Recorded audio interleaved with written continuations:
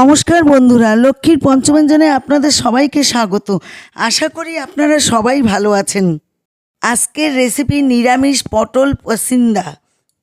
আমি এই বোলের মধ্যে আদা বাটা, জিরে, ধনে, হলুদ, লঙ্কা, কাশ্মীরি লঙ্কার গুঁড়ো আর স্বাদ অনুযায়ী লবণ দিয়ে জল দিয়ে ভিজিয়ে রাখলাম কিছুক্ষণ।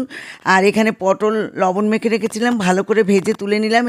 আর সেই তেলের মধ্যেই দারচিনি, লবঙ্গ, এলাচ আর একটা শুকনো লঙ্কা সম্বার দিয়ে আমি সেই মশলার মিশ্রণ ঢেলে দিলাম। দিয়ে ভালো করে কষিয়ে পটল দিয়ে দিলাম, দিয়ে ভালো করে কষিয়ে নিয়ে কাজু বাদাম বাটা দিয়ে দিলাম, দিয়ে কষিয়ে নিয়ে এখানে স্বাদ অনুযায়ী লবণ আর মিষ্টি দিয়ে দিলাম। গরম জল দিয়ে দিয়েছি। এবার গরম মশলা, কিশমিশ আর ঘি দিয়ে দিলাম।